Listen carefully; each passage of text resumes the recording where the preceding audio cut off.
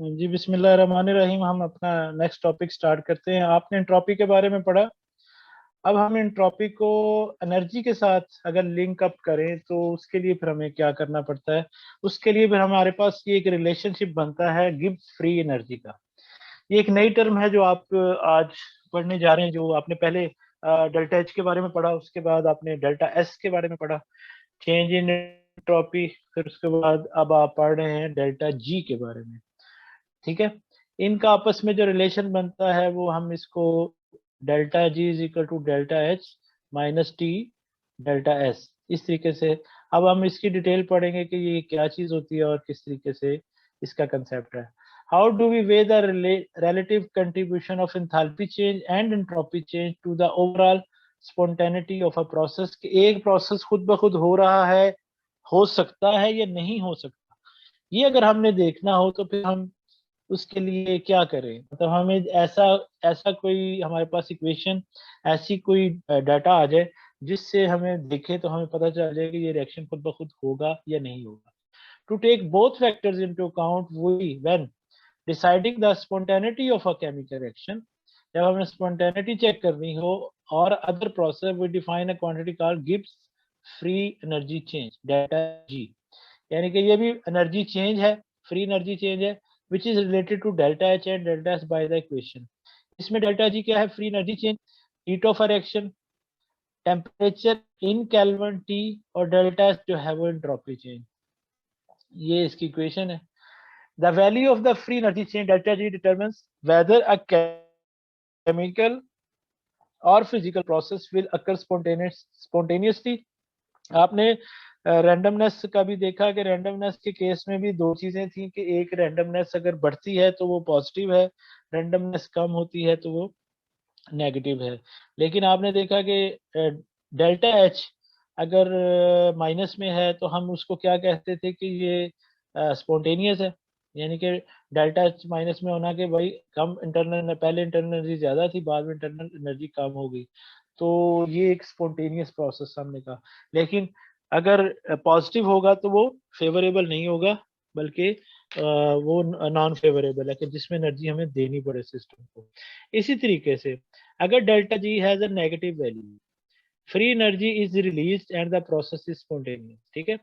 यानी क्या मतलब इसका कि इसमें फ्री एनर्जी रिलीज होगी। अब आप दोबारा इक्वेशन को देखेंगे, डेल्टा जी अगर नेगेटिव है, डेल्टा जी अगर नेगेटिव कब होगा?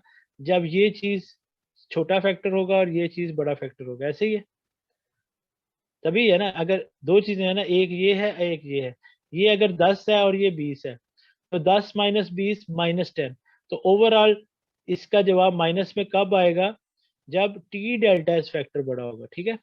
तो इस केस में क्या है? Delta G has a negative value, free energy is release and the process is spontaneous. क्या मतलब कि फ्री एनर्जी रिलीज होगी, प्रोसेस स्पॉन्टेनियस होगी, यानी कि रैंडमनेस ज्यादा होगी ना, तभी वो स्पॉन्टेनियस होगा रिएक्शन। ये वाला फैक्टर बड़ा होगा, टेम्परेचर या ज्यादा हो, टेम्परेचर बढ़ने से भी इंट्रोपी बढ़ेगी। ठीक है। तो ये चीजें जो है ना उससे मुराद है। If delta G has a value zero, अगर ये वैल्यू जीरो हो, क्या मतलब? ये भी जीरो और ये भी zero, the process is neither spontaneous nor non spontaneous but is instead at an equilibrium. जब इक्विलिब्रियम कंडीशन होगी तो डेल्टा जी जीरो होगा, और अगर डेल्टा जी की वैल्यू नेगेटिव होगी तो इसका मतलब है प्रोसेस स्पॉन्टेनियस है। अगर डेल्टा जी की वैल्यू पॉजिटिव है, सॉरी, अगर डेल्टा जी की वैल्यू नेगेटिव है तो प्रोसेस स्पॉन्टेनियस है। अगर डेल्टा जी की वैल्यू पॉजिटिव है तो सॉरी, डेल्टा जी की वैल्यू अगर नेगेटिव है तो प्रोसेस स्पॉन्टेनियस, डेल्टा जी की वैल्यू पॉजिटिव तो प्रोसेस नॉन स्पॉन्टेनियस। तो ये तीन कंडीशंस हैं। डेल्टा जी की वैल्यू नेगेटिव है तो प्रोसेस स्पॉन्टेनियस है, ग्रेटर देन जीरो है यानी कि पॉजिटिव है तो नॉन स्पॉन्टेनियस है, अगर जीरो है तो प्रोसेस इक्विलिब्रियम पे है, ना वो स्पॉन्टेनियस है ना नॉन स्पॉन्टेनियस है, यानी कि स्टेबल कंडीशन में इक्विलिब्रियम पे है। Because the T delta term in the free energy equation is temperature dependent. यानी कि एंट्रोपी वाला जो फैक्टर था, यानी कि delta H minus T delta H था, तो ये जो माइनस के साथ वाला फैक्टर है ये टेम्परेचर डिपेंडेंट हो गया। यानी कि ये टेम्परेचर बढ़ेगा तो ये फैक्टर बढ़ेगा, एंट्रोपी बढ़ेगी तो ये फैक्टर बढ़ेगा।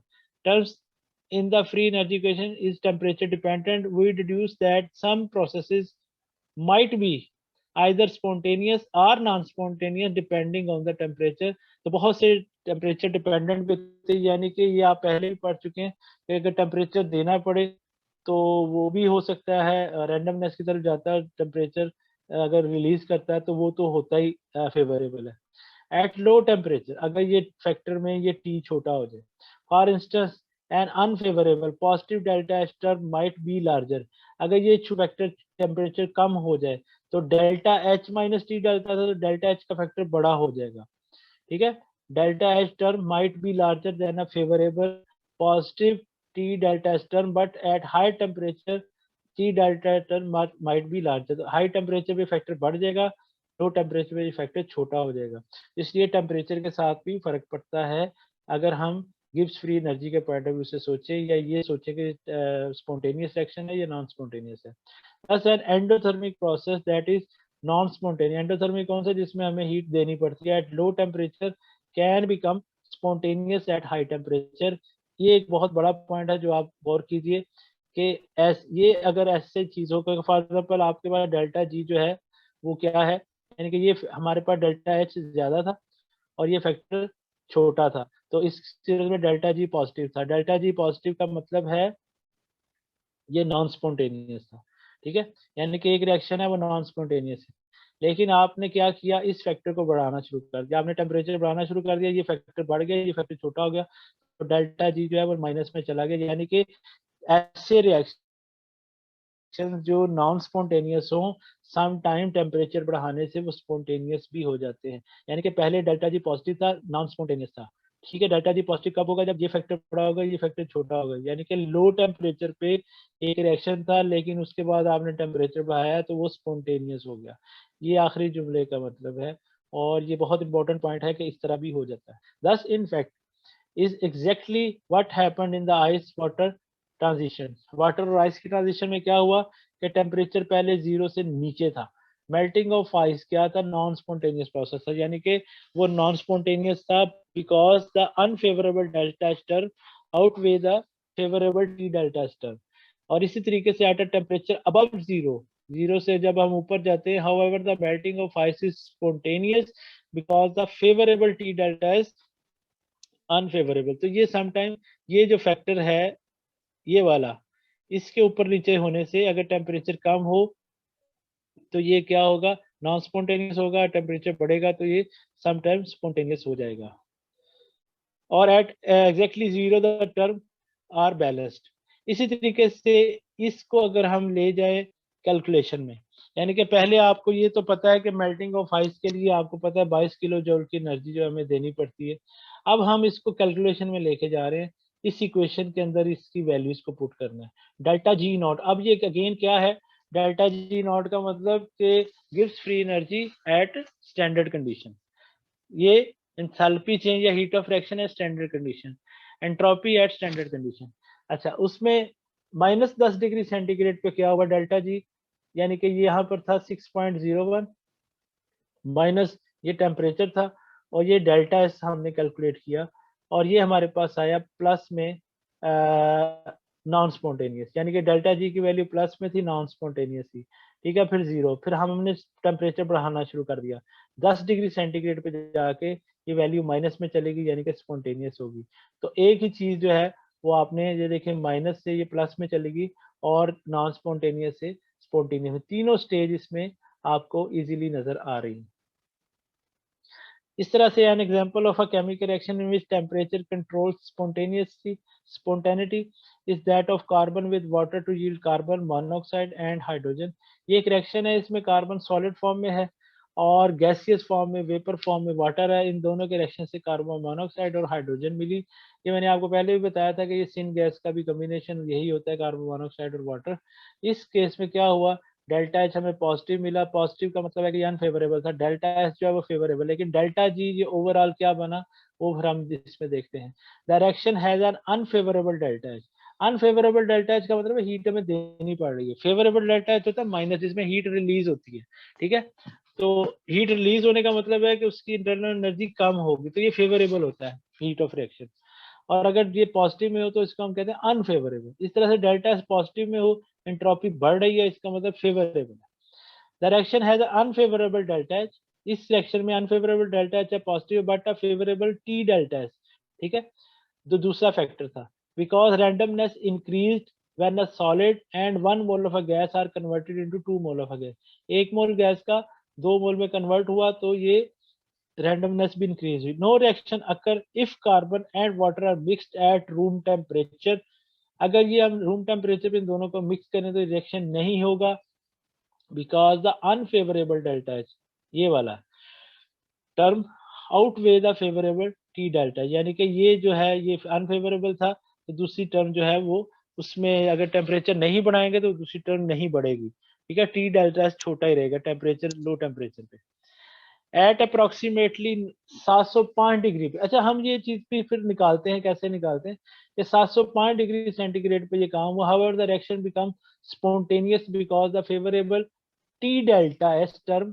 Becomes larger than the S, ठीक है, किस टेम्परेचर पे ये टर्म इससे ऊपर चली जाएगी वो फिर हम कैलकुलेट कर लेते हैं। तो इस तरह से डेल्टा जी से आप वो वैल्यूज भी निकाल सकते हैं जहां पर रिएक्शन फेवरेबल कंडीशन में जाना शुरू हो जाएगा, यानी कि इस टेम्परेचर तक हमें हीट देनी पड़ेगी कि वो चीज फिर उसके बाद खुद ब खुद होनी शुरू हो जाए, ठीक है। तो इस तरीके से आपने पीछे वाटर में भी देखा और यहाँ पर ये दूसरी एग्जांपल है, इसमें भी आपने देखा कार्बन और हाइड्रोजन की, कार्बन और वाटर की, कि दोनों का आपने रिएक्शन कराया तो किस टेम्परेचर पे देखें ना 695 डिग्री सेंटीग्रेड तक भी ये नॉन स्पॉन्टेनियस था। इस पे भी आपको 1 किलो जूल की जो है इसको डेल्टा जी की वैल्यू प्लस में आ रही है, और लेकिन 705 डिग्री सेंटीग्रेड पे ये जीरो में इक्विलिब्रियम में चला गया और 715 डिग्री सेंटीग्रेड पे -1 में चला गया, यानी कि 10 डिग्री का टेम्परेचर का और इजाफा करेंगे तो तब जाके ये हमारे पास ये चीज इस तरीके से बनेगी, ठीक है जी। इसी तरीके से आप ये लिक्विड और ये मैं आपको पहले एग्जांपल दे चुका हूँ। The reaction of carbon with water, in fact the first step of an industrial process for the manufacturing of methanol, methanol की प्रोडक्शन का ये पहला स्टेप है, ये आपको वैसे बताया था आपने उसमें फ्यूल में भी पढ़ा था। as supplies of natural gas and oil diminish, this section may become important for the manufacture sin fuel, जो मैंने आपसे बात की थी कि उसमें भी ये चीजें हमें फेवरेबल होती हैं, तो ये इस तरह के रिएक्शन हमें फिर वहां पर काम देते हैं और वहां पे हम इसकी कैलकुलेशन करते हैं। A process is that equilibrium when it is balanced between spontaneous and non-spontaneous, that is when delta G zero। हमने सबसे पहले इस पे डेल्टा जी की वैल्यू, पहले तो हमें वैसे डेल्टा जी की वैल्यू निकल आएगी ना कि क्या है, अगर तो वो डेल्टा जी की वैल्यू जो है हमारे पास आ रही है जैसे यहाँ पर थी पॉजिटिव में, इसका मतलब है कि ये नॉन स्पॉन्टेनियस है। फिर हम देखेंगे कि इक्विलिब्रियम किस टेम्परेचर पे आती है, फिर हम देखेंगे ये स्पॉन्टेनियस किस टेम्परेचर पे चली जाती है। तो ये 3 स्टेप में फिर हमें इन चीज़ों की टर्म्स का पता चल जाता है। अगर यहाँ पर अगर आप देखें डेल्टा एस पॉजिटिव था, डेल्टा एच भी पॉजिटिव था, एंट्रोपी भी इंक्रीज हो रही थी लेकिन हमें हीट देनी पड़ रही थी। तो ये स्पॉन्टेनियस अबव जीरो था, ठीक है, ये स्पॉन्टेनियस बिलो जीरो, ये दोनों चीजें फिर आप उसमें देख लेते हैं। अच्छा जी, thus at equilibrium point we can set up the equation delta G is equal to delta H minus 3 delta S is equal to 0। Equilibrium पे डेल्टा जी जीरो होगा तो इक्विलिब्रियम पे अगर हम डेल्टा जी की वैल्यू जीरो लगा दें ये दूसरी तरफ जाके प्लस हो जाएगा, T delta S is equal to delta H, और टी अगर हमने निकालना हो delta H over delta H, यानी कि आप वो टेम्परेचर निकाल सकते हैं खुद जिस पे इक्विलिब्रियम हो, यानी कि ना स्पॉन्टेनियस हो ना नॉन स्पॉन्टेनियस हो, और इस टेम्परेचर से थोड़ा सा ऊपर जाएंगे तो स्पॉन्टेनियस शुरू हो जाएगा, इस टेम्परेचर से थोड़ा सा नीचे जाएंगे तो नॉन स्पॉन्टेनियस रहेगा। तो मोस्टली ये वाला जो फैक्टर है ये बहुत इंपॉर्टेंट है, हमारे बड़े काम आता है। which makes it possible to calculate the temperature at which a changeover is in behavior between spontaneous and non spontaneous occur, ये किस टेम्परेचर पे अकर होगा वो हम निकाल सकते हैं खुद। और अगर इसको हम स्टैंडर्ड कंडीशंस पे ले जाएं तो हमारे पास टेम्परेचर जो है वो केल्विन में भी आएगा और उसको फिर आप सेंटीग्रेड में भी कन्वर्ट कर सकते हैं using the known value of delta H and delta S for the melting of ice.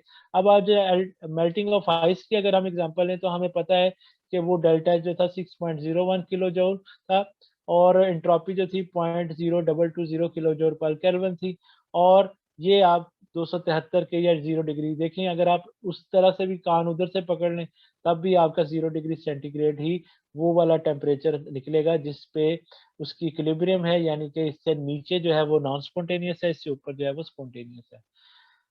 तो ये आप खुद भी मतलब वैसे तो आपको पता है निकाला होगा, लेकिन आप इसको इस तरीके से भी कैलकुलेट करें तो वही जवाब आएगा।